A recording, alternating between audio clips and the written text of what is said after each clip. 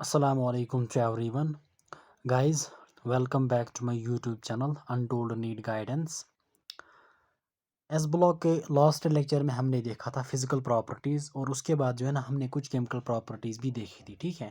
और आज के लेक्चर में जो है ना हम बात करने जा रहे हैं रिड्यूसिंग नेचर और उसके बाद और एक chemical property that is solution in liquid ammonia और उसके बाद और एक property that is the general characteristics of the compounds of the alkali metals, ठीक है। तो फिजिकल प्रॉपर्टी में जो है ना फिजिकल प्रॉपर्टीज़ में तो वहाँ पे मैंने आपको सबसे इंपॉर्टेंट पॉइंट जो है ना वो बोला था दैट वाज फ्लेम टेस्ट, ठीक है। मतलब वहाँ पे जो डिफरेंट कलर्स आते हैं ना, मतलब what colors they मतलब they what colours they impart to oxidizing flame, ठीक है। उन कलर्स को आपने याद रखना है।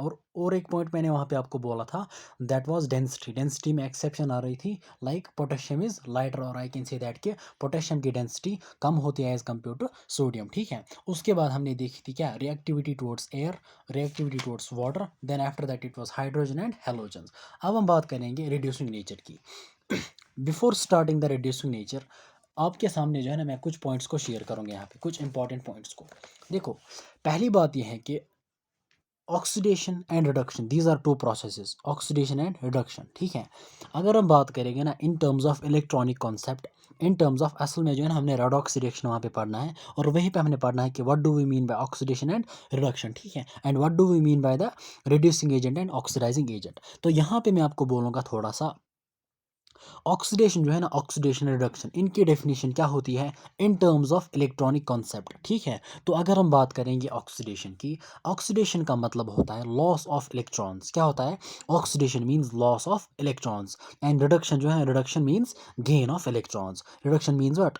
Reduction means gain of electrons. और दूसरी बात जो है ना, सपोज अगर मैं यहाँ पे आपके साथ शेयर करूँ, अगर हमारे पास स्पीशीज़ ए है, ठीक है, अगर स्पीशीज़ ए है, अगर इसने जो है ना, अगर इसकी ऑक्सीडेशन हो रही है यानी माइनस इलेक्ट्रॉन यानी इलेक्ट्रॉन लॉस कर रहा है, अगर स्पीशीज़ ए सपोज ए एक इलेक्ट्रॉन लॉस कर रहा है तो इसके इस पे क्या चार्ज आएगा?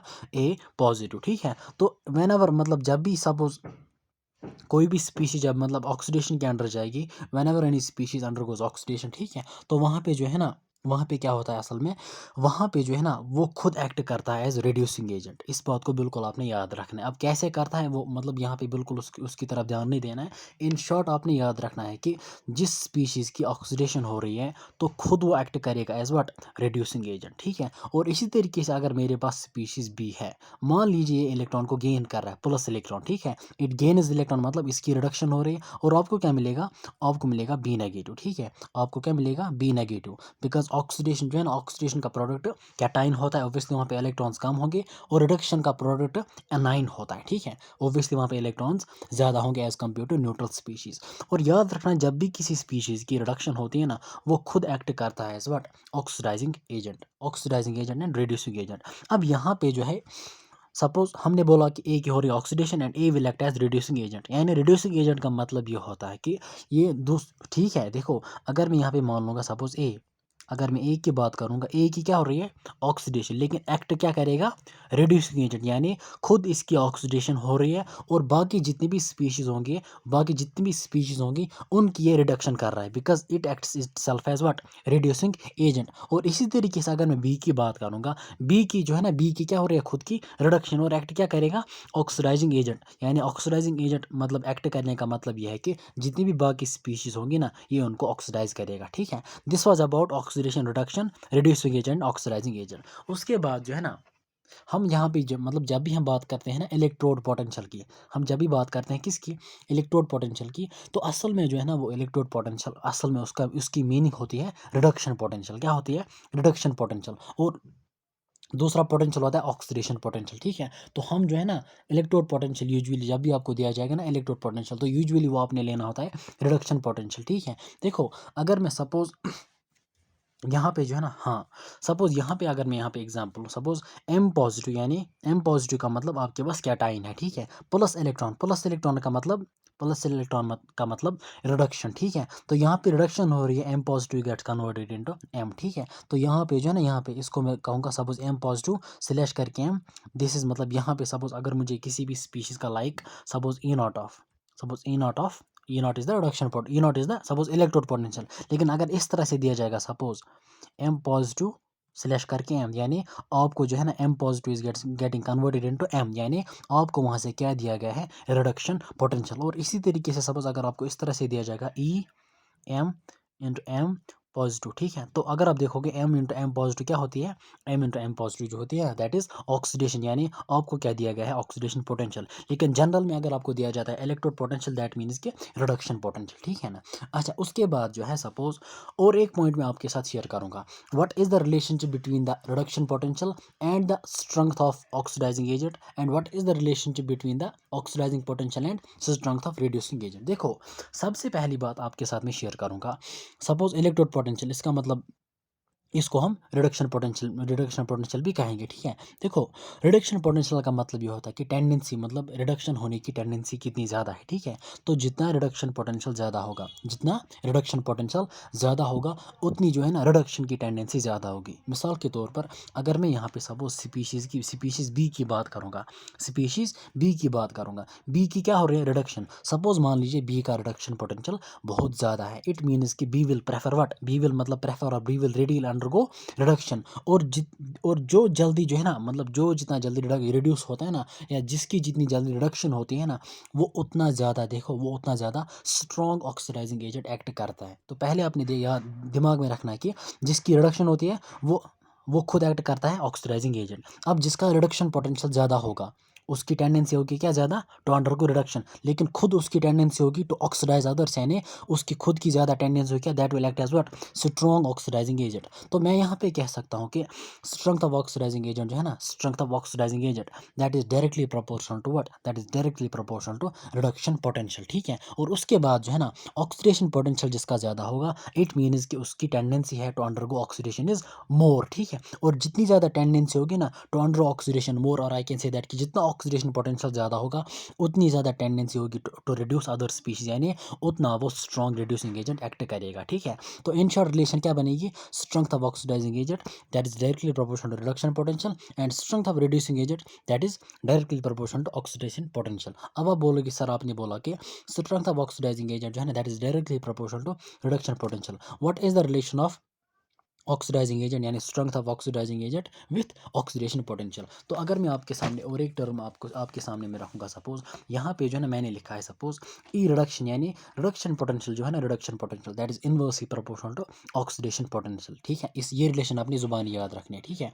Reduction potential is inversely proportional to oxidation potential, ठीक है। अगर रिडक्शन पोटेंशियल ज़्यादा होगा, ऑक्सीडेशन पोटेंशियल कम होगा, ठीक है। तो अगर मैं सपोज यहाँ पे लिखूँ strength of reducing agent, sorry, strength of oxidising agent यहाँ पे है, strength of oxidising agent that is directly proportional to what, that is directly proportional to reduction potential. So I can say that यहाँ पे अगर मैं in general conclusion आपके सामने रखूँ, strength of what, strength of oxidizing agent that is directly proportional to what, reduction potential, but that is also inversely proportional to oxidation potential, e oxidation, ठीक है, because e reduction is inversely proportional to e oxidation, ठीक है।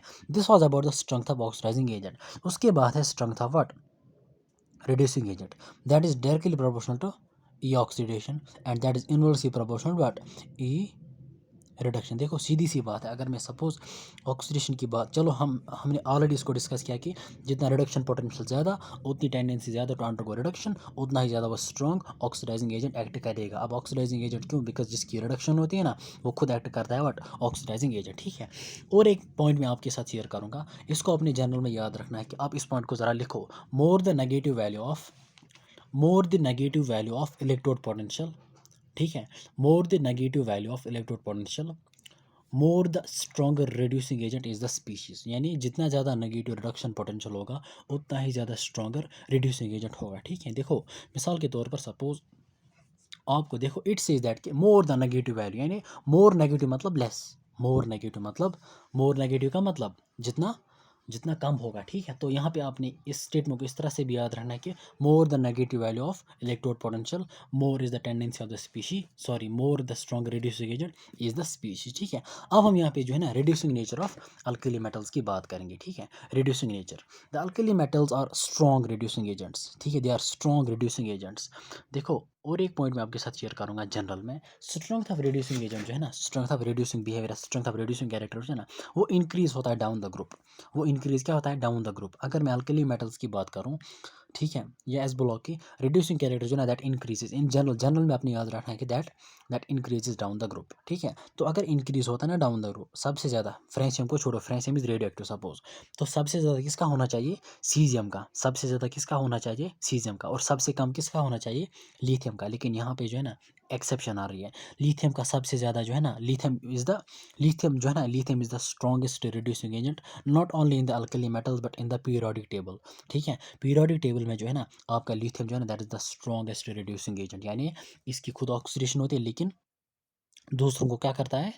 दूसरों को जो है ना reduce करता है, ठीक है। वही होता है ना रिड्यूसिंग एजेंट।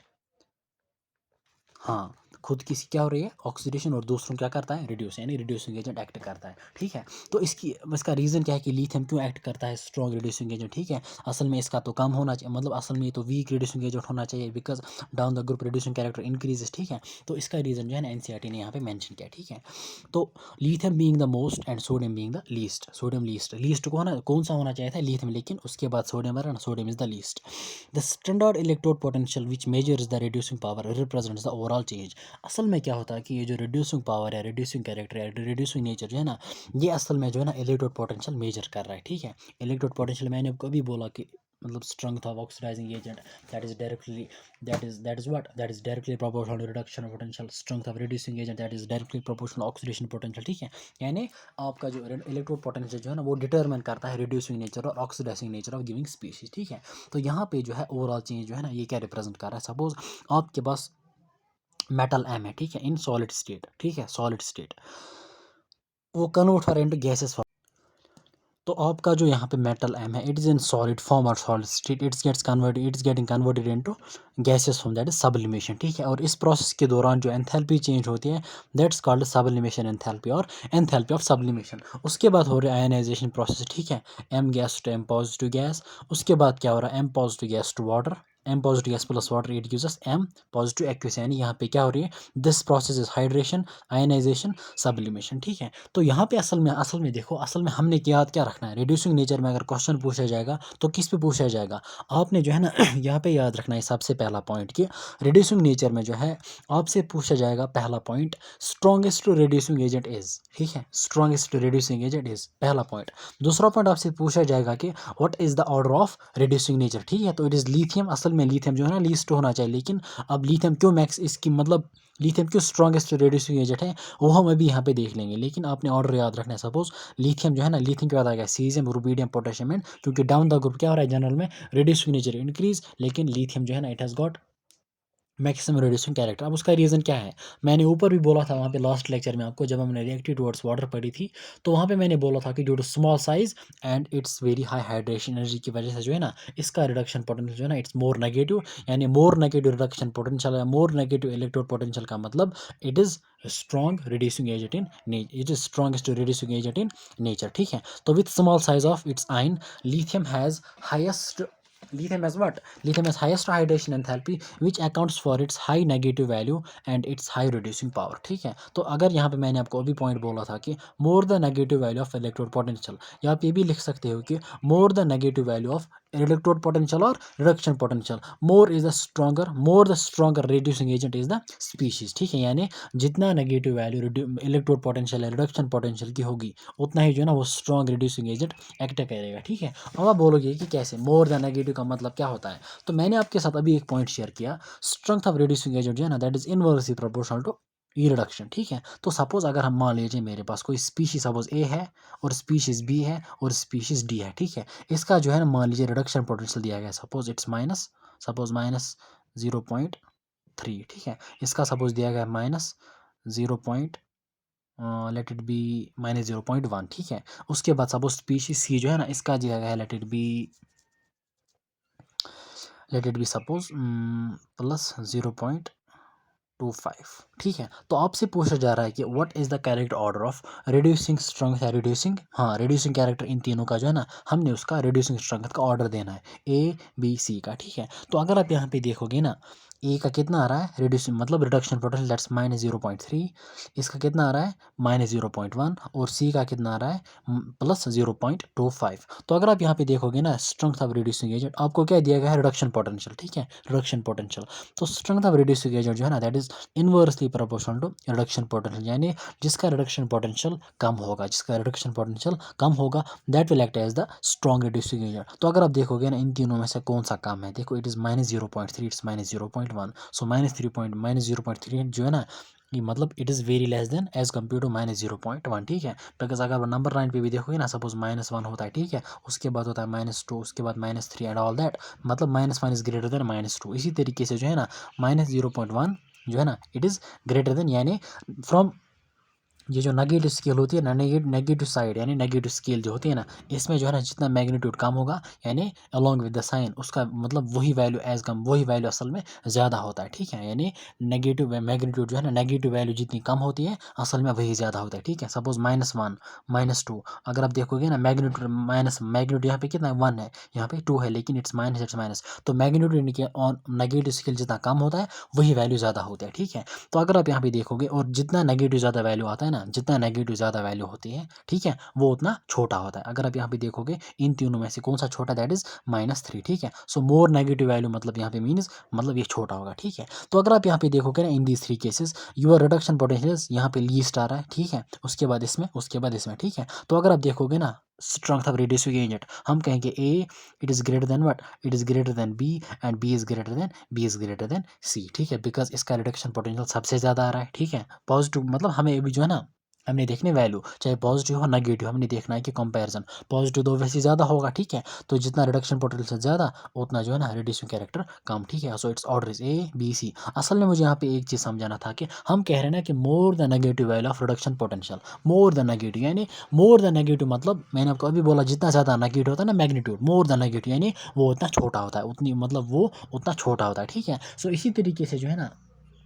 लिथियम का जो है ना इसका अगर आप देखोगे ना मतलब इंशाल्लाह हम इलेक्ट्रोकेमिस्ट्री में देख लेंगे इलेक्ट्रोकेमिकल सीरीज़ पे जो है ना वहाँ पे जो है ना लिथियम का जो है ना उसका मैक्सिमम या मतलब maximum negative electro potential maximum यानी मोर नेगेटिव इलेक्ट्रो पोटेंशियल है, ठीक है। यानी उसका इलेक्ट्रो पोटेंशियल क्या है उसका मतलब रिडक्शन पोटेंशियल क्या है कम है, मतलब आउट ऑफ ऑल नहीं, यानी जब भी हम देखेंगे ना रिडक्शन पोटेंशियल तो सबसे कम यानी मोर नेगेटिव या सबसे कम जो है ना वो किसका आ रहा है लिथियम का। तो अगर रिडक्शन पोटेंशियल सबसे कम होगा strength of reducing agent will be maximum, ठीक है। तो यहाँ पे आपने याद रखना है कि more the negative value of electrode potential और reduction potential more will be the strength of the reducing agent, ठीक है। अब यहाँ पे जो है इस पे जो है ना यहाँ पे अगर क्वेश्चन पूछा जाएगा यही पूछा जाएगा कि क्यों मतलब लिथियम स्ट्रॉन्ग रिड्यूसिंग एजेंट है या इसका क्यों मोर नेगेटिव इलेक्ट्रोड पोटेंशियल। तो इसका रीजन आएगा small size and it's high hydration enthalpy या हाइड्रेशन एनर्जी। अब यहाँ पे एक बॉक्स में क्वेश्चन दिया गया है हम इसको देख लेंगे, ठीक है, हम यहाँ पे इसको देख लेंगे। ओके तो क्वेश्चन कह रहा है कि द इलेक्ट्रोड ई नॉट मतलब electrode potential for Cl2 slash करके Cl नेगेटिव, यानी it is Cl2 is getting converted into what Cl2 is getting converted into Cl negative. अगर आप देखोगे ना Cl2 is getting converted into Cl negative मतलब ये process क्या है रिडक्शन। और इसी तरीके से जो है ना आपके पास जो है ना 1 2 3 4 5 यानी 5 रेडॉक्स कपल्स आपको दिए गए, ठीक है, रेडॉक्स कपल हम इनको कहते हैं रेडॉक्स कपल्स। उसके बाद चाहे ऑक्सीडेशन पोटेंशियल हो या रिडक्शन हम इसको जर्नल में नाम देते हैं रेडॉक्स कपल, ठीक है। तो यहाँ पे जो रेडॉक्स कपल जो है ना this is your this potential is what reduction potential because Cl2 gets converted into Cl negative यानी इलेक्ट्रॉन गेन के मतलब ये आपको दिया गया रिडक्शन पोटेंशियल। इसी तरीके से यहाँ पे भी रिडक्शन पोटेंशियल और इसी तरीके से Ag पॉजिटिव जो एक इलेक्ट्रॉन गेन करता है it is getting converted into neutral Ag। सो यहाँ पे भी रिडक्शन Na पॉजिटिव यहाँ पे भी reduction Na positive to Na that's also reduction Li positive to Li that's also reduction. तो इन 5 केसेस में जो है ना आपको क्या दिया गया है वहाँ पे रिडक्शन पोटेंशियल, ठीक है। तो क्वेश्चन कह रहा है कि अमंग दीज यानी इनका देना है हमने ऑर्डर क्या रिड्यूसिंग स्ट्रेंथ का ऑर्डर, लेकिन कौन सा order decreasing order of reducing strength of the following species, ठीक है। तो यहाँ पे हमने क्या करना है कि रिड्यूसिंग स्ट्रेंथ तो आपको जो है ना रिडक्शन पोटेंशियल दिया गया है तो what is the relationship between the reducing strength and the reduction potential, ठीक है। तो मैंने यहाँ पे भी लिखा है strength of reducing agent that is directly proportional to oxidation potential and that is inversely proportional to reduction potential. यहाँ पे भी मैंने यही लिखा है स्ट्रेंथ ऑफ रिड्यूसिंग एजेंट जो है ना that is inversely proportional to reduction potential. अब इसका रिडक्शन पोटेंशियल कम होगा यानी मोर नेगेटिव होगा, ठीक है। मोर नेगेटिव जिसका होगा that will act as what strong reducing agent. तो आउट ऑफ दीज 5 कपल्स यहाँ पे अगर आप देखोगे ना Li पॉजिटिव टेल इट्स -3.04 यानी इट्स मोर नेगेटिव, मतलब इसका बहुत कम आ रहा है, ठीक है। तो यहाँ पे अगर हम देखेंगे लिथियम जो है ना लिथियम पहले आएगा, ठीक है, lithium will be the first. उसके बाद it is greater than what, उसके बाद जो है ना इससे कम जो है ना दैट इज़ -2 पॉइंट, हाँ मतलब उसके बाद जो है ना that is Na positive to Na, ठीक है, दैट इज़ -2.71, ठीक है। तो यहाँ पे आएगा sodium, it is greater then, ठीक है, मतलब जिसका रिडक्शन पोटेंशियल आप मतलब हमने क्या देना है यहाँ पे ऑर्डर ऑफ रिड्यूसिंग स्ट्रेंथ, ठीक है। तो जिसका रिडक्शन पोटेंशियल सबसे कम होगा that will act as what strong reducing agent, ठीक है। उसके बाद जो है ना अगर आप देखोगे it's plus 0.53, it's plus 1.36, it is plus 0.79, तो यहाँ पे आएगा वहाँ कौन सा, इट इज़ 0.53, ठीक है। ये किसका है, इट्स आई नेगेटिव, ठीक है, I negative that is greater than what, that is greater than it's Ag, ठीक है, it's Ag that is greater than Cl negative, ठीक है। This is the order of, और यहाँ पे इसने भी ये ऑर्डर मेंशन किया है, ठीक है, Li Na I negative Ag Cl negative and Cl negative, ठीक है। तो इन शॉर्ट आपने याद रखना है कि जहाँ पे जो है मैग्नीट्यूड कम होगा रिडक्शन पोटेंशियल का, वहाँ पे स्ट्रेंथ रिड्यूसिंग एजेंट ज़्यादा होगी, ठीक है। This was about reducing nature. उसके बाद और एक रिएक्शन है अल्कली मेटल्स की, that is solutions in liquid ammonia. Important reaction आने वाली है ये, और इसमें बहुत सारे इंपॉर्टेंट पॉइंट्स आपने याद रखने होंगे, ठीक है। सॉल्यूशंस इन लिक्विड अमोनिया, तो इट सेज दैट के अल्कली मेटल्स जो होते हैं ना दे डिसॉल्व इन लिक्विड अमोनिया। एक होता है गैसियस अमोनिया और एक होता है लिक्विड, आपने लिक्विड रखना है, ठीक है। Liquid ammonia giving deep blue solution, ठीक है, डीप ब्लू सोल्यूशन यानी सोल्यूशन का जो कलर होता है ना उसका कलर क्या होता है, blue colour, which are conducting in nature, ठीक है। यानी यहाँ पे आपने याद रखना है कि 3 पॉइंट्स, यहाँ पे 3 पॉइंट्स। एक पॉइंट आपने याद रखना है कि अल्कली मेटल्स जो ना दे डिसॉल्व इन, मतलब they dissolve in liquid ammonia, या वी कैन से दैट कि they are soluble in liquid ammonia, ठीक है, दे आर सॉल्युबल और they dissolve in liquid ammonia. जब लिक्विड अमोनिया में डिसॉल्व होते हैं, सॉल्युबल होते हैं, तो वहाँ पे जो सोल्यूशन आपको बनता है ना उसकी 2 प्रॉपर्टीज़ होती हैं। एक तो उसका कलर क्या होता है, blue, not only blue but deep blue colour, ठीक है। डीप ब्लू सोल्यूशन जो वहाँ पे बनता है ना उसका डीप ब्लू कलर होता है, और उसके मतलब और एक पॉइंट जो है ना वो सोल्यूशन जो बनता है ना सोडियम इन लिक्विड अमोनिया जो है ना that is conducting in nature, यानी वो कंडक्ट करता है सपोज इलेक्ट्रिक करंट, ठीक है, that is conducting in nature. तो यहाँ पे इसने जनरल रिएक्शन दिखाई है, इसको इसको आपने याद रखना है, ठीक है। लेकिन पहले 2 points, that is deep blue solution, that is deep blue in colour, and that is conducting in nature, that is conducting.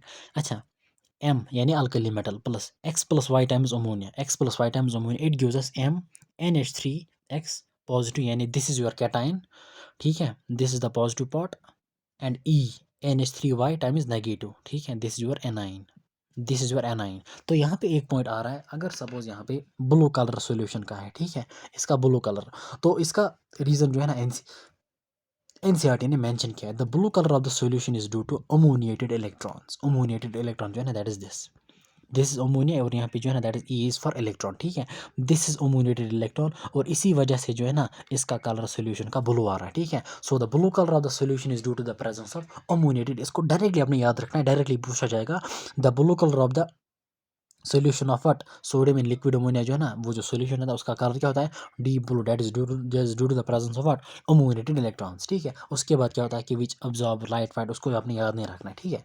अच्छा, द सोल्यूशन इज और द सोल्यूशंस आर पैरामैग्नेटिक, यानी और एक फीचर जो है ना, और एक फीचर, एक तो कंडक्टिंग है, एक तो डीप ब्लू है। डीप ब्लू का रीजन क्या है, दैट इज अमोनिएटेड इलेक्ट्रॉन, और तीसरा पॉइंट जो दैट इज पैरामैग्नेटिक, ठीक है। डायरेक्टली याद रखें, अभी यहाँ पर ये नहीं देखना है कि पैरामैग्नेटिक होता क्या है, बस याद रखो this is paramagnetic, and on standing slowly liberate hydrogen resulting in the formation of amide. उसके बाद जो है ना यानी ऑन स्टैंडिंग जो है यहाँ पे क्या होता है कि ये जो लिक्विड अमोनिया जो है ना, लिक्विड अमोनिया का सोल्यूशन इट लिबरेट्स हाइड्रोजन, या it liberates what, it liberates hydrogen gas, ठीक है, it liberates hydrogen gas and results in the formation of, यानी it results in the formation of amide, ठीक है, it results in the formation of what amide. तो अगर आप देखोगे it's M positive plus E negative plus NH3 liquid. अच्छा, it it अच्छा, this reaction इसका ये रिएक्शन कब होती है, यानी ऑन स्टैंडिंग, जब ये हाइड्रोजन लिबरेट करता है वहाँ पे क्या होता है, वहाँ पे होता है व्हाट, वहाँ पे आपका एमाइड बनता है, ठीक है, यानी it gets converted into amide, ठीक है। तो यहाँ पे आपने याद रखना है paramagnetic nature, and on standing it slowly liberates out hydrogen resulting in the formation of amide. उसके बाद AM denotes solution in ammonia. AM है ना यहाँ पे AM.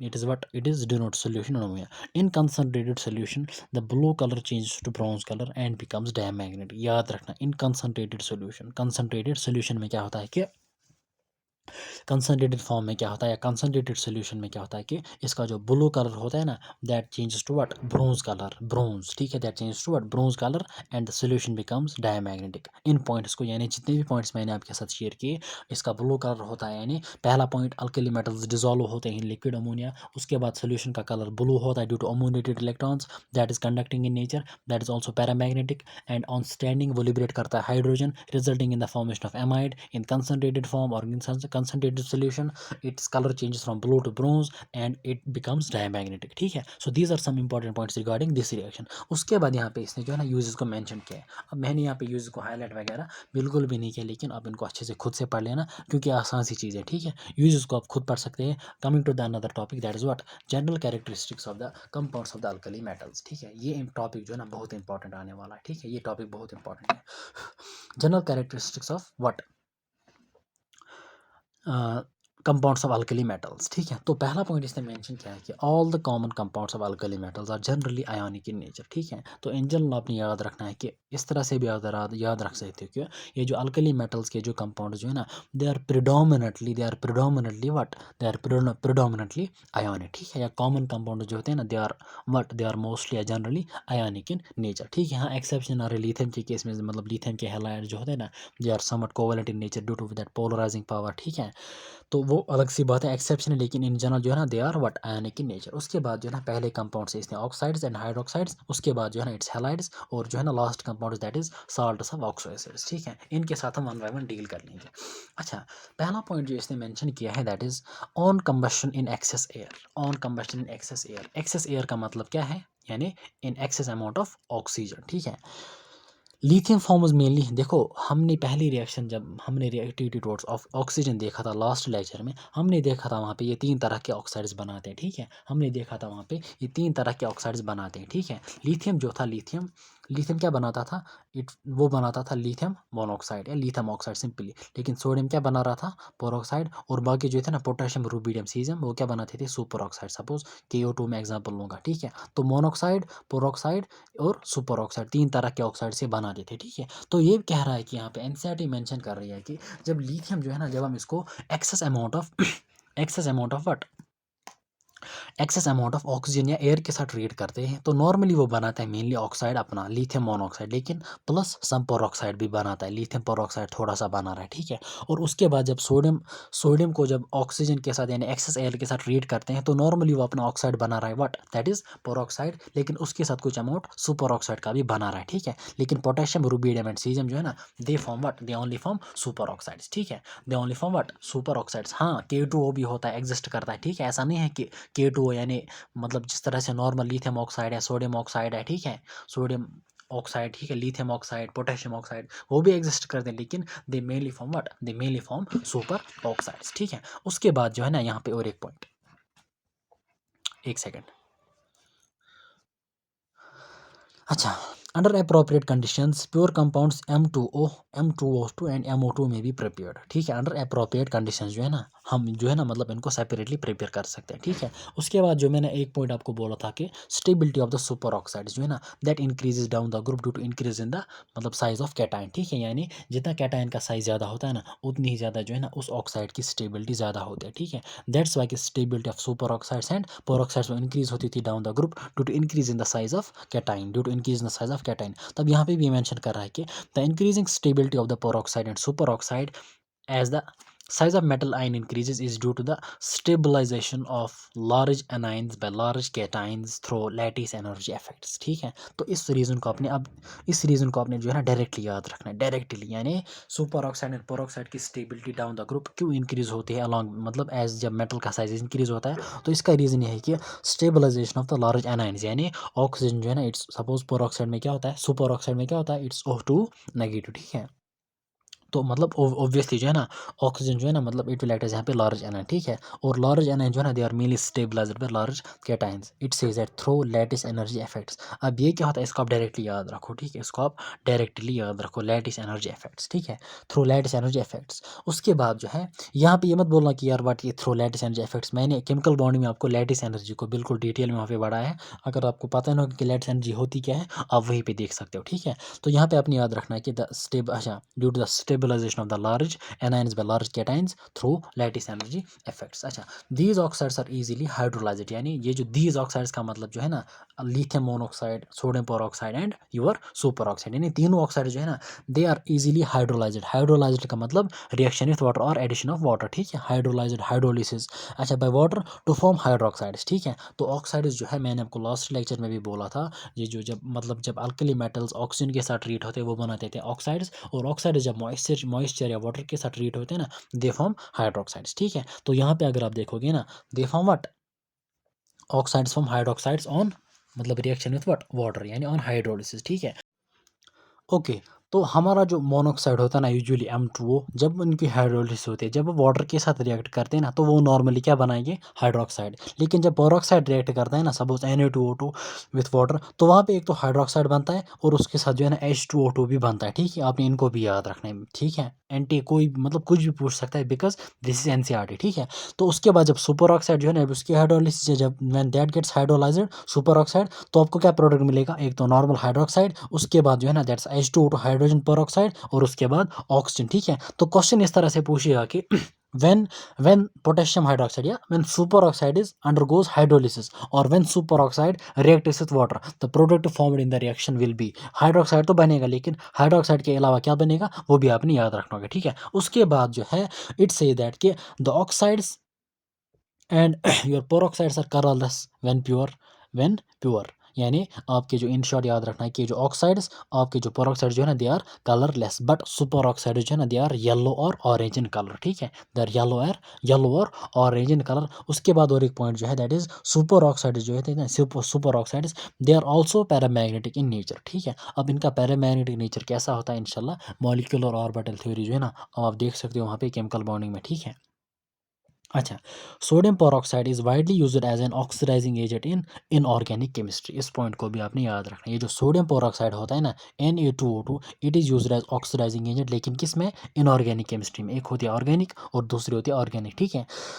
तो सोडियम पेरोक्साइड जो है ना it acts as oxidising agent in inorganic chemistry, ठीक है। ये वाला क्वेश्चन जो है ना ये मैं आपको एंड में दिखाऊंगा, ठीक है, क्योंकि यहाँ पे थोड़ा मॉलिक्यूलर ऑर्बिटल MOT का कॉन्सेप्ट आ रहा है, इसको मैं इंशाल्लाह आपको एंड में दिखाऊंगा। लेकिन आप याद रखेंगे और सुपर ऑक्साइड जो है ना they are paramagnetic in nature, ठीक है। उसके बाद यहाँ पे कह रहा है कि ये जो हाइड्रोक्साइड बन रहे हैं ना, हाइड्रोक्साइड बन गई जब हाइड्रोलिसिस होगी, जब अल्कली मेटल्स को हमने यानी जब अल्कली मेटल्स जो है ना उनको हमने ट्रीट किया वाटर के साथ, वहाँ पे सॉरी अल्कली मेटल ऑक्साइड्स, ठीक है, जब हम मतलब जब हमने उनको मॉइस्चर वाटर के साथ ट्रीट किया, हमें वहाँ पे क्या मिले हाइड्रोक्साइड्स। अब यहाँ पे कुछ हाइड्रोक्साइड्स की प्रॉपर्टी मेंशन कर रहा है। The hydroxides which are obtained by the reaction of oxides with water are all white crystalline solids. इनमें जो है ना सबसे इंपॉर्टेंट दैट इज क्रिस्टलाइन, ठीक है।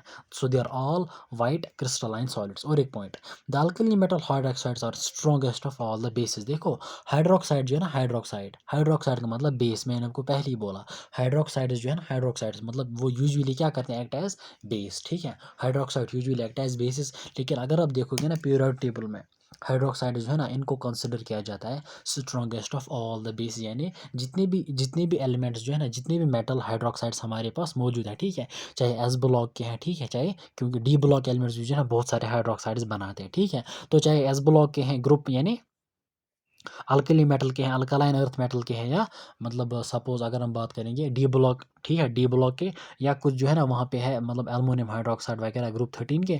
तो अगर आप देखोगे ना of all the hydroxides alkali metal hydroxide जो है ना they are strongest of the all bases and dissolve freely in water, मतलब they are also soluble in water with the evolution of much heat on account of intense hydration, ठीक है। यानी hydration energy जो है ना, hydration energy मैंने आपको बोला था, हाइड्रेशन एनर्जी जो है ना it is the energy release, ठीक है। मैंने और मतलब जब कोई गैसेस कैटाइन या gas A9 when it undergoes what hydration, वहाँ पे जो एनर्जी रिलीज होती है दैट्स कॉल्ड हाइड्रेशन एनर्जी, ठीक है। तो दो पॉइंट्स आपने याद रखने की, they are strongest of all the bases and they are soluble in water, ठीक है। अच्छा, उसके बाद और एक पॉइंट, एक एडिशनल पॉइंट मैं आपके साथ यहाँ पे शेयर करूंगा, एक एडिशनल पॉइंट ठीक है, that is what that is यहाँ पे मैंने लिखा है थोड़ा सा, it's stability, basic nature and solubility. याद रखना, stability, basic nature and solubility जो है ना hydroxide that increases down the group, ठीक है, दैट इंक्रीजेज। एस क्यूब आपने याद रखना है, S cube, S stands for solubility, S stands for stability, sorry S cube नहीं, इट इज़ बेसिक स्ट्रेंथ, ठीक है, एस स्क्वायर बी, तो मतलब solubility, your stability and your basic nature और basic character of hydroxides that increases down the group, ठीक है। This was all about oxides and hydroxides, ठीक है। उसके बाद जो है ना दैट इज हैलाइड्स। हैलाइड्स को भी हमने देखा था कि मतलब जब अल्कली मेटल जो है ना ट्रीट करते हैं उनको हैलोजन के साथ, वहाँ पे आपको मिलते हैं हैलाइड्स, ठीक है। तो यहाँ पे क्या कह रहा है कि the alkali metal halides M X can be fluorine, chlorine, bromine and iodine, they are all high melting colourless crystalline solids, ठीक है, कलरलेस क्रिस्टलाइन सॉलिड्स। तो आपका हाइड्रोक्साइड भी क्रिस्टलाइन, आपके हैलाइड्स भी, halides what crystalline, all high melting, यानी इनका जो है मेल्टिंग पॉइंट बहुत हाई होता है, ठीक है, किनका, अल्कली मेटल हैलाइड्स का।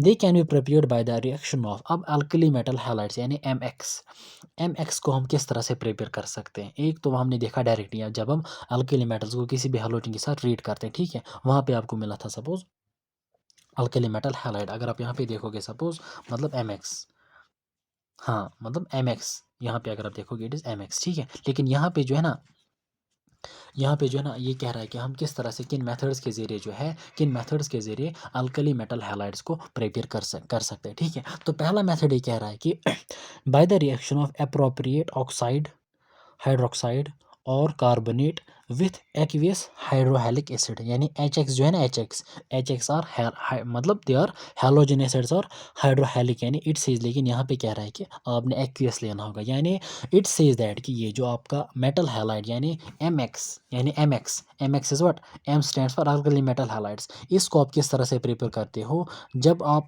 ऑक्साइड को, जब आप ऑक्साइड को, जब आप हाइड्रोक्साइड को,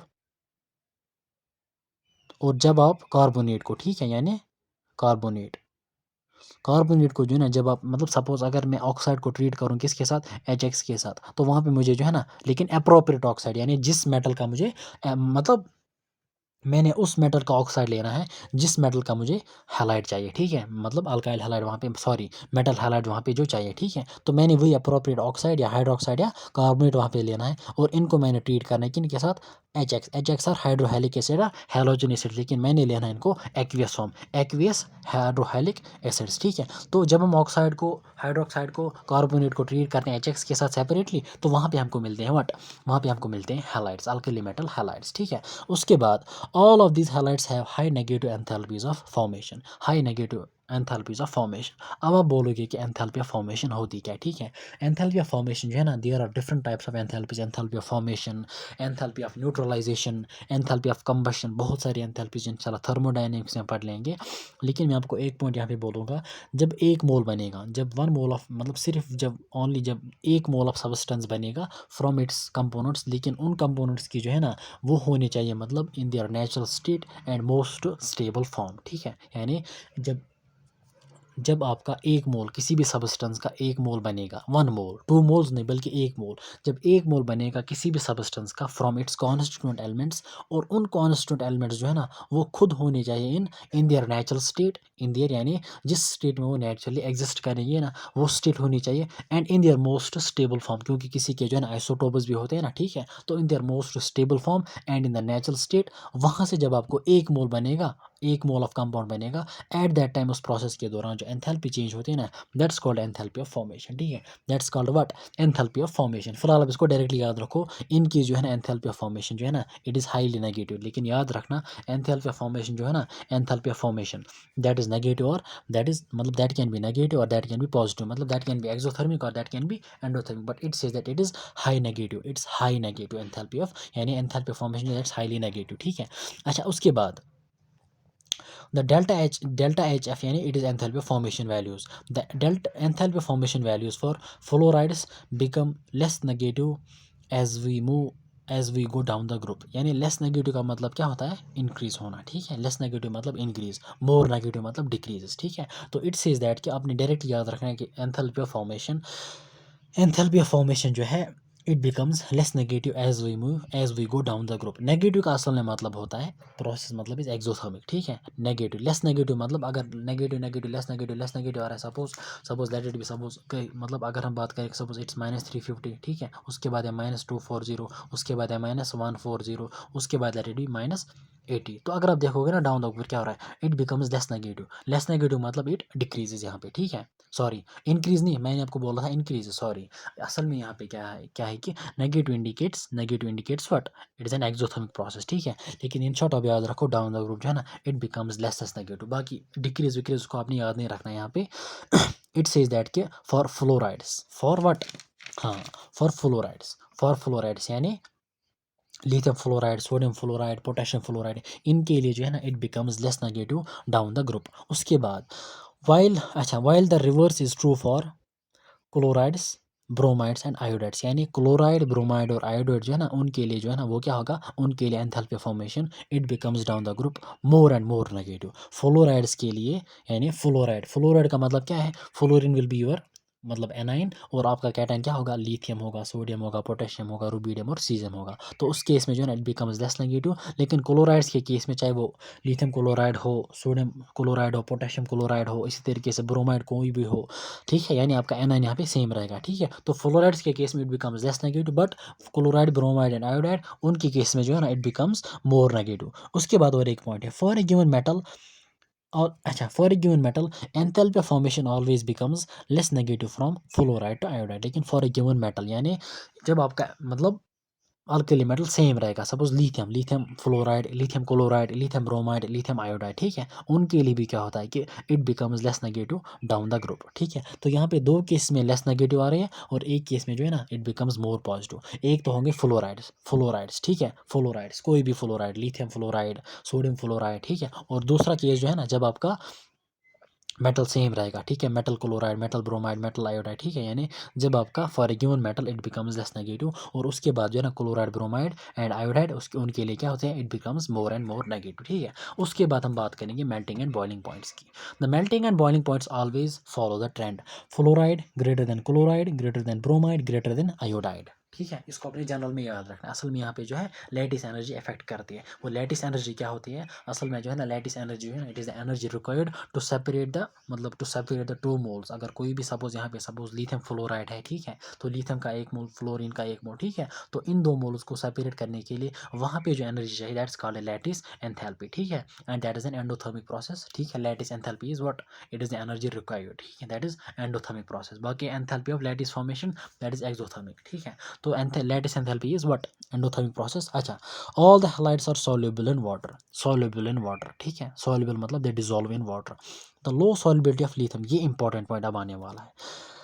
लिथियम फ्लोराइड, सीजियम आयोडाइड, इन दोनों को अपने याद रखना है। The low solubility of lithium fluoride in water is due to its high lattice enthalpy. Lattice enthalpy जो है ना, लैटिस एनर्जी और हाइड्रेशन एनर्जी, इन दोनों टर्म्स की जो है ना इन्वर्सली रिलेशन होती है किसके साथ, साइज के साथ, इन्वर्स रिलेशन विथ साइज, ठीक है। तो अगर आप देखोगे सपोज, चलो लिथियम को, चलो ठीक है, लिथियम को, हाँ, लिथियम का साइज भी छोटा होगा और फ्लोरीन आयन जो है ना उसका भी साइज छोटा होगा, तो साइज कम, इसकी लैटिस मतलब देखो, अगर हम लिथियम फ्लोराइड के केस में लिखें suppose lithium fluoride, lithium chloride, lithium bromide and lithium iodide, ठीक है, यानी हमने लिथियम के यहाँ पे हैलाइड्स लिए, ठीक है, लिथियम के हैलाइड्स, मेटल हमने सेम रखा।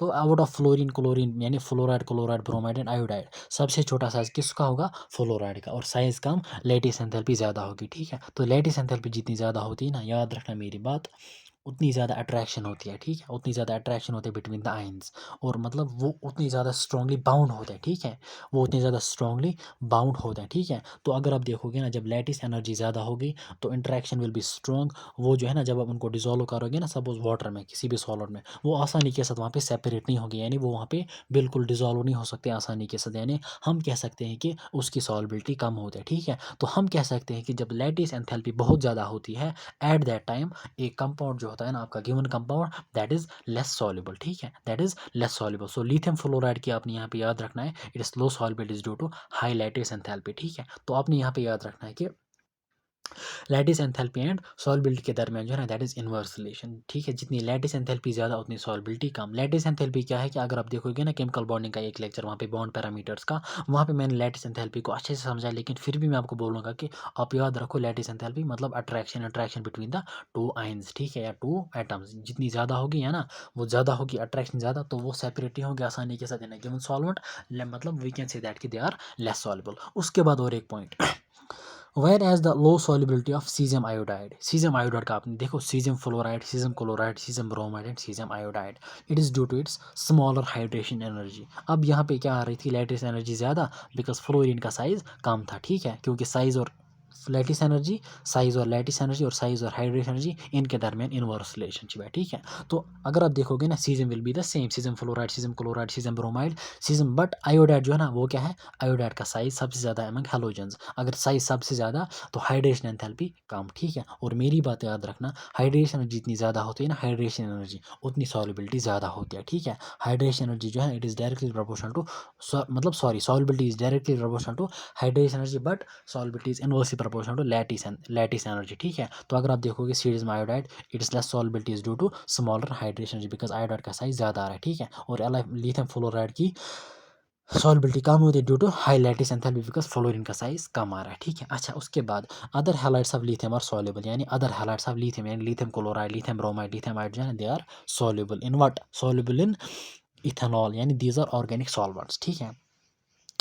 Ethanol, acetone, ethyl acetate. उसके बाद और एक पॉइंट इट सेज दैट कि लिथियम क्लोराइड जो है ना it is also soluble in pyridine, ठीक है। याद रखना इन पॉइंट्स को, हर एक पॉइंट को आपने याद रखना है एनसीईआरटी के हर एक पॉइंट को, ठीक है। यहाँ पे ऑर्डर क्यों आ रहा है मेल्टिंग पॉइंट्स का इतना, फ्लोराइड, क्लोराइड, ब्रोमाइड, आयोडाइड, असल में फ्लोराइड का साइज कम होगा, लेटिस एंथैल्पी ज़्यादा, तो वहाँ पे अट्रैक्शन ज़्यादा, यानी वहाँ पे melting and boiling points will be more, ठीक है। This was about the halides. उसके बाद हम बात करेंगे थोड़ी सी की ऑक्सो एसिड्स की, लेकिन पहले मैं आपको बोलूँगा ऑक्सो एसिड्स क्या होते हैं, लेकिन असल में जो है ना ऑक्सो एसिड जो है ना हम इंशाल्लाह पी ब्लॉक में स्टडी करेंगे, 12th के पी ब्लॉक में, और थोड़ा सा आइडिया मैं आपको केमिकल इक्विलिब्रियम में वहाँ पे दूंगा कॉन्सेप्ट्स ऑफ एसिड्स में, ठीक है। लेकिन मैं आपको यहाँ पे बोलूँगा नॉर्मली जो है ना, नॉर्मल होता है नॉर्मल एसिड, और दूसरा आता है oxo acid. Normal acid obviously बात क्या होता है कि नॉर्मल एसिड हमारे पास सपोज HCl की बात करेंगे, व्हाट, HCl नॉर्मल एसिड, ठीक है। HCl इज नॉर्मल एसिड, ठीक है। Suppose HI, these are normal acid जो लिबरेट करेंगे H पॉजिटिव। लेकिन ऑक्सो एसिड जो है ना, ऑक्सो एसिड के लिए कंडीशन है, कौन सा कंपाउंड एक्ट कर सकता है एज ऑक्सो एसिड।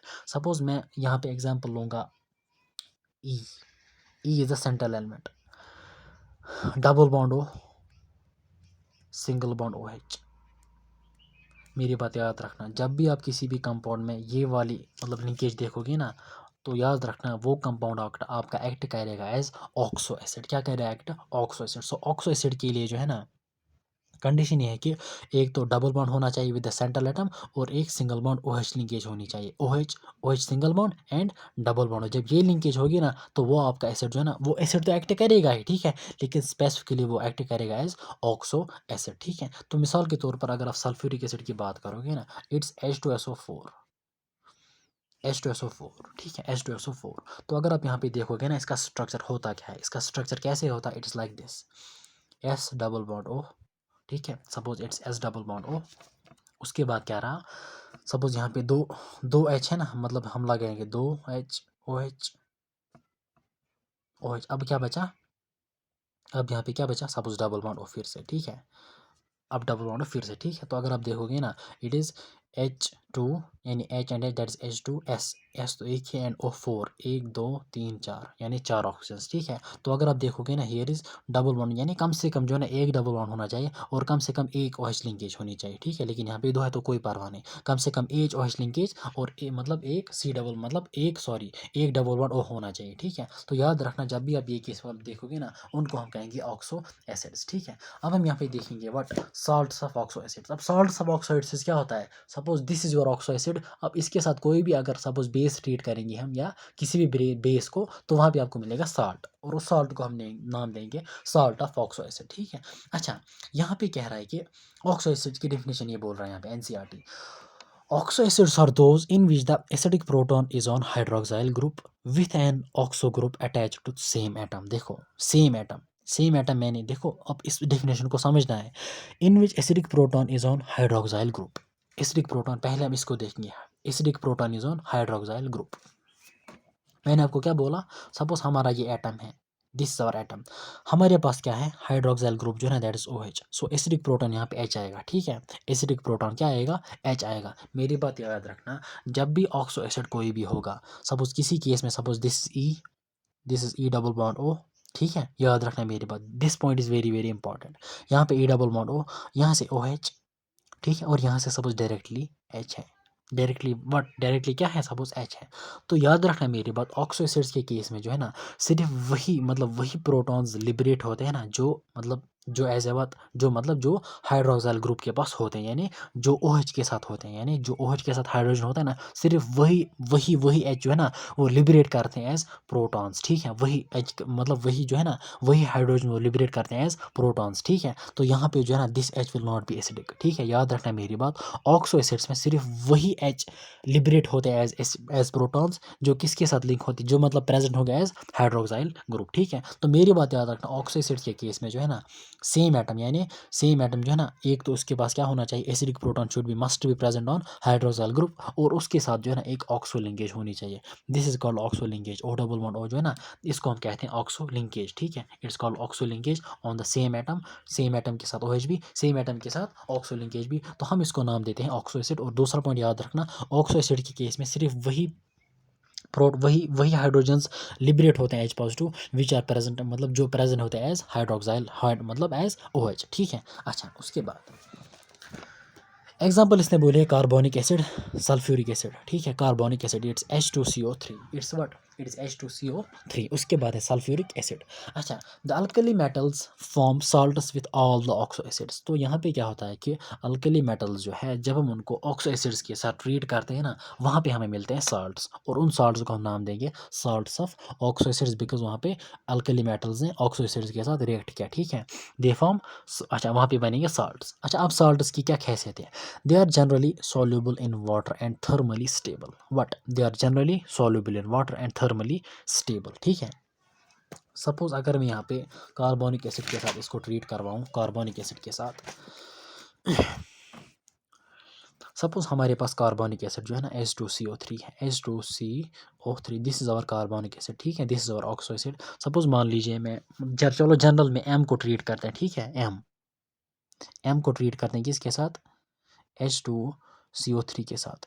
अब आप बोलोगे सर यहाँ पे जो हमारा साल्ट बनेगा उसकी फार्मूला क्या होगी, आपको ये चीज़ पता होना चाहिए, मैंने आपको लास्ट टाइम बोला कि आपको वैलेंसी या ऑक्सीडेशन स्टेट पता होना चाहिए, ग्रुप ऑक्सीडेशन स्टेट, ठीक है, या चाहे वो मोनोएटॉमिक आयन या पॉलीएटॉमिक। अगर आप देखोगे ना alkali metals, they mainly exist as what, M positive, they mainly exist as what, M positive, ठीक है। और याद रखना कार्बोनेट जो है ना इट एग्जिस्ट है CO3 2 नेगेटिव, ठीक है। तो मैंने लास्ट लेक्चर में आपको बोला था, आई थिंक, हाँ, आई थिंक मैंने आपको लास्ट लेक्चर में ही बोला था, हाँ, वहाँ पे मैंने बोला था कि हम किस तरह से फार्मूलाज को लिख लेते हैं, ठीक है।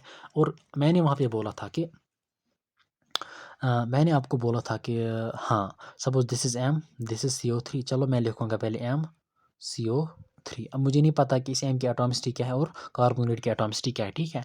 और मैंने आपको वहाँ पे बोला था कि magnitude of charge on cation, magnitude of what, magnitude of charge on cation, magnitude that's plus, that is 1, चलो +1 तो चार्ज है लेकिन मैग्नीट्यूड क्या है, 1 है। So magnitude of charge on cation is going to be the atomicity of anion, atomicity of what, anion, यानी magnitude of charge of cation is going to be, और we can say that कि magnitude of charge of cation is the atomicity of anion, यानी magnitude of magnitude of what, magnitude of charge of cation. Magnitude क्या है यहाँ पे charge of cation का, charge of cation है, suppose cation तो obviously cation होगा positive charge, लेकिन यहाँ पे मैग्नीट्यूड क्या, that's 1, and that magnitude of charge of cation, ठीक है, that is the atomicity of A9. तो यहाँ पे अगर आप देखोगे ना कार्बोनेट की जो है ना एटॉमिसिटी 1 आएगी, ठीक है, या इसको हम नहीं, जब 1 होते हैं ना हम उसको नहीं लिखते, ठीक है।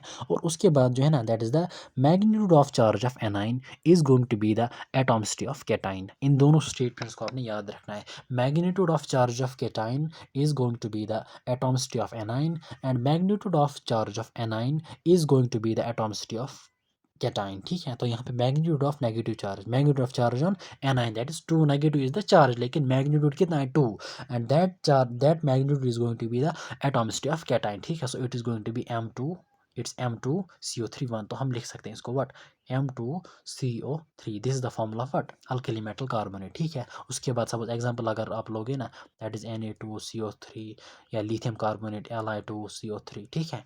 This was about the formula of carbonates. अच्छा, it says that they are generally soluble in water and thermally stable. They are carbonates. Carbonates are M2CO3 and in most cases the hydrogen carbonates. Hydrogen carbonates का मतलब क्या होता है कि देखो, hydrogen carbonates का मतलब suppose it's M2CO3, that's normally carbonate, ठीक है। लेकिन यहाँ पे अगर आप देखोगे ना, हाइड्रोजन कार्बोनेट्स में क्या होता है, उनकी फॉर्मूला होती है MHCO3, ठीक है। MHCO3 is the formula of what, is the form of hydrogen carbonate. असल में क्या होता है कि अब आप बोलोगे सर ये किस तरह से बनता है, ठीक, देखो असल में क्या है कि CO3 नेगेटिव क्या है, CO3 2 negative, that is what, that's your carbonate. लेकिन HCO3 नेगेटिव जो है ना, H देखो कार्बोनिक एसिड जो है ना, कार्बोनिक एसिड H2CO3, ओब्वियसली जो है ना H2CO3, असल में जो है ना यहाँ पे मतलब सॉरी, इट्स H2CO3, यहाँ पे अगर आप देखोगे ना, दिस इज H2CO3। नॉर्मली ये क्या करता है, दो प्रोटॉन्स को लिबरेट करता है, ठीक है, दो हाइड्रोजन को लिबरेट करता है एज H पॉजिटिव। लेकिन जब भी सिर्फ एक को लिबरेट करता है ना, सपोज इसने जो है ना, लेट सपोज कि इसने एक ही H को लिबरेट किया -H पॉजिटिव, ठीक है, तो आपको क्या मिलेगा, आपको मिलेगा HCO3 नेगेटिव। याद रखना मेरी बात, जब ये सपोज दो को लिबरेट करेगा, दोनों को -2 टाइम्स H पॉजिटिव, आपको मिलेगा कार्बोनेट, आपको मिलेगा कार्बोनेट आइन या कार्बोनेट एनाइन। लेकिन जब ये सिर्फ एक को लिबरेट करेगा, आपको मिलेगा HCO3 नेगेटिव। याद रखना HCO3 नेगेटिव इसको हम कहते हैं या तो हाइड्रोजन कार्बोनेट, या हम इसको कहते हैं सिंपली बाइकार्बोनेट। क्या कहते हैं इसको हम नॉर्मली नाम देते हैं बाइकार्बोनेट आइन, बाई कार्बोनेट और हाइड्रोजन कार्बोनेट, ठीक है, और बाइकार्बोनेट। अब याद रखना, अब आपके पास क्या है, HCO3 नेगेटिव है, ऑब्वियसली बात है। सपोज आपके पास क्या है, HCO3 नेगेटिव, और यहाँ से आपका क्या है, इट इज़ M पॉजिटिव, यानी आपका अल्कली मेटल है, ठीक है। तो ऑब्वियसली मैंने आपको लास्ट टाइम भी बोला था, जब मैग्नीट्यूड ऑफ चार्ज सेम होगा तो वहाँ पे आपने कुछ भी नहीं देखना है, डायरेक्ट आपकी फॉर्मूला आएगी MHCO3। यानी अगर आप हाइड्रोक्साइड्स की बात करोगे, suppose it's Na positive and OH negative, यहाँ पे एटॉमिसिटी कुछ भी नहीं देखना है, सिर्फ आपको डायरेक्टली देखना है, जब मैग्नीट्यूड ऑफ चार्ज सेम रहेगा इट इज डायरेक्टली NaOH, ठीक है। लेकिन यहाँ पे अगर देखो it's positive it's negative, magnitude same, तो यहाँ पे फॉर्मूला के बारे में बिल्कुल डाउट नहीं होना चाहिए। सो इट्स MaCO3 जो है, इट इज़ असल में क्या है, it is sodium, suppose alkali, मतलब चलो मैं अगर आप सोडियम की बात करूँगा, suppose sodium hydrogen carbonate, or I can say that it is sodium bicarbonate because HCO3 negative is also called bicarbonate ion, ठीक है। सो सोडियम हाइड्रोजन कार्बोनेट और सोडियम बाइकार्बोनेट आइन। तो NCERT क्या बोल रहे हैं यहाँ पे, NCERT says that कि your they are carbonates and most cases they are hydrogen carbonates, they are also highly stable to heat, यानी we can say that कि मतलब वो जल्दी जो है ना वो डिकम्पोज नहीं होते ऑन हीटिंग, ठीक है, वो डिकम्पोज बिल्कुल भी नहीं, मतलब वो डिकम्पोज जो है ना वो नहीं होते हैं, मतलब, और in other words I can say that कि they are thermally what, they are thermally stable, ठीक है, दे आर थर्मली स्टेबल। उसके बाद as the electropositive character increases down the group, the stability of the carbonates and the hydrogen carbonates, ये important point आने वाला, ये भी important point है, ठीक है, ये भी इंपॉर्टेंट पॉइंट है, ठीक है। Stability of the carbonates and the hydrogen और बाइकार्बोनेट्स, स्टेबिलिटी ऑफ कार्बोनेट्स और हाइड्रोजन कार्बोनेट्स, और I can say that stability of carbonates और बाइकार्बोनेट्स जो है ना, that increases down the group due to increase in the electropositive character. उसके बाद जो है देखो, अगर स्टेबिलिटी जो है ना, अगर स्टेबिलिटी क्या हो रही है, अगर stability of the carbonates increase होती है डाउन द ग्रुप, चलो हम कार्बोनेट्स की बात करते हैं, ठीक है। अगर हम कार्बोनेट्स की बात करते हैं, कार्बोनेट्स अगर हम यहाँ पे देखेंगे ना कार्बोनेट्स को, ठीक है, सपोज कार्बोनेट्स,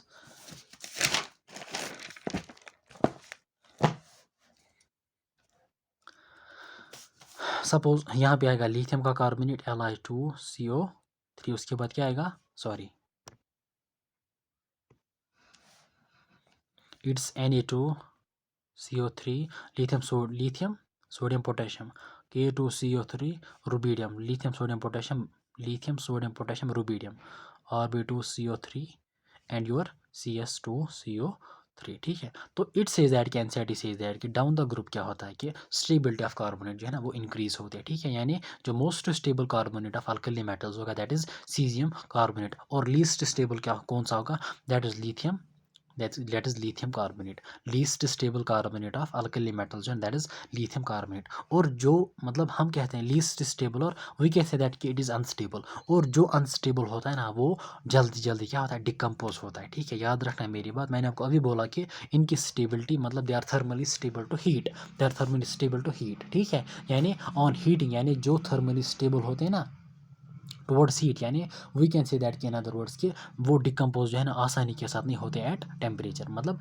हाँ at higher temperature, at higher temperature decompose होंगे, लेकिन आसानी के साथ जो है ना मतलब डिकम्पोज नहीं होंगे। मतलब in other we can say that कि दे आर थर्मली स्टेबल। तो अगर लिथियम कार्बोनेट लीस्ट स्टेबल मतलब इट इज़ मतलब ये आसानी के साथ डिकम्पोज होगा ऑन हीटिंग। ठीक है, तो यहाँ पे और एक पॉइंट मैं आपके साथ शेयर करूँगा, जो ज़्यादा स्टेबल होगा, जो कार्बोनेट जो है ना, जो कार्बोनेट जितना ज़्यादा स्टेबल होगा टू हीट, तो अब आप सपोज उसको डिकम्पोज करना है, तो वो लोअर टेम्परेचर पे डिकम्पोज नहीं होता है, बल्कि वो हायर टेम्परेचर पे डिकम्पोज होता है। तो वी कैन से दैट कि ये जो सीज़म कार्बोनेट जो है ना, इसका डिकम्पोजिशन टेम्परेचर बहुत ज़्यादा होगा। ठीक है, और लिथियम कार्बोनेट का डिकम्पोजिशन टेम्परेचर बहुत कम होगा। ठीक है, बहुत कम होगा, बिकॉज ये मतलब खुद ब खुद मतलब अब आप बोलोगे सर इसका डिकम्पोजिशन टेम्परेचर क्यों कम आ रहा है, बिकॉज यार ये तो ऑलरेडी अनस्टेबल, ये खुद ब खुद डिकम्पोज होता है, लेकिन ये स्टेबल, ये खुद ब खुद डिकम्पोज नहीं होता, बल्कि आप इसको यहाँ से बहुत ज़्यादा हीट की ज़रूरत होगी। ठीक है, तो यहाँ पे लिथियम कार्बोनेट की बात कर रहा है। Lithium carbonate is not so stable to heat, मैंने आपको अभी बोला।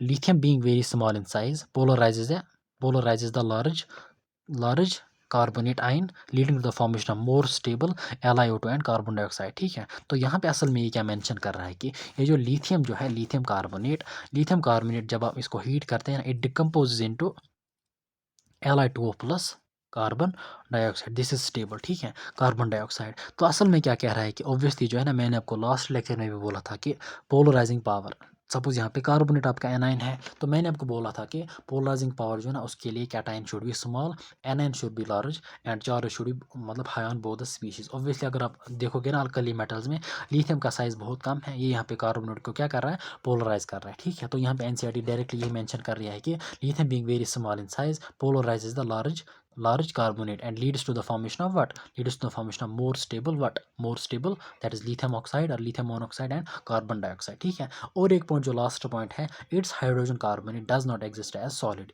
यानी इट्स हाइड्रोजन कार्बोनेट किसका, यानी लिथियम हाइड्रोजन कार्बोनेट जो है ना, it does not exist in what, solid state. बाकी जितने भी मतलब बाइकार्बोनेट्स होंगे ना, जितने भी बाइकार्बोनेट्स हाइड्रोजन कार्बोनेट्स होंगे, वो सॉलिड स्टेट में एग्जिस्ट करेंगे, लेकिन लिथियम हाइड्रोजन कार्बोनेट का जो हाँ बल्कि हाइड्रोजन कार्बोनेट जो लिथियम का हो गया, लिथियम हाइड्रोजन कार्बोनेट जो है ना, it does not exist in solid state. So this was all about the general characteristics of the compounds of alkali metals. और याद रखना हमने यहाँ पे जो है ना केमिकल प्रॉपर्टी रिड्यूसिंग नेचर को भी कंक्लूड किया, और हमने यहाँ पे जो है सोल्यूशंस इन लिक्विड अमोनिया को भी जो है ना कंक्लूड किया। ठीक है, सो आज के लिए इतना ही। इंशाल्लाह in the next lecture I will be talking about what, I will be talking about the anomalous properties of lithium, और वहाँ पे जो है डायगोनल रिलेशन की भी बात करेंगे, और कुछ कंपाउंड जो है ना जो कि सोडियम के इंपॉर्टेंट कंपाउंड्स हैं उनको भी देख लेंगे। लेकिन उसी लेक्चर में जो है ना मैं अल्कली मेटल्स यानी जो क्या है कि ये जो अल्कली मेटल्स जो है ना, यानी पिछले 3 लेक्चर्स जहाँ पे हमने एटॉमिक प्रॉपर्टीज़ को देखा, इंट्रोडक्शन को देखा, फिजिकल प्रॉपर्टीज़ को देखा, केमिकल प्रॉपर्टीज़ को देखा, सम इंपॉर्टेंट कंपाउंड्स जो कि हमने आज देखे, some general characteristics of the compounds of alkali metals. अब इनके मतलब बेसिस जितने भी एनसीईआरटी बेस्ड क्वेश्चन होंगे ना, उनको मैं इंशाल्लाह नेक्स्ट लेक्चर के बिगनिंग में ही लूँगा, नेक्स्ट लेक्चर के बिगनिंग में, उसके बाद में उठाऊंगा और नया टॉपिक। ठीक है, सो इन 3 लेक्चर्स को अच्छे से रिवाइज करना। इंशाल्लाह नेक्स्ट लेक्चर में क्वेश्चंस को भी सॉल्व कर लेंगे एनसीईआरटी बेस्ड, उसके बाद नया टॉपिक उठाएंगे। ठीक है, सो मिलते हैं इंशाल्लाह नेक्स्ट वीडियो में, तब तक के लिए ठीक से रहना और अच्छे से पढ़ाई करना। अल्लाह हाफिज़।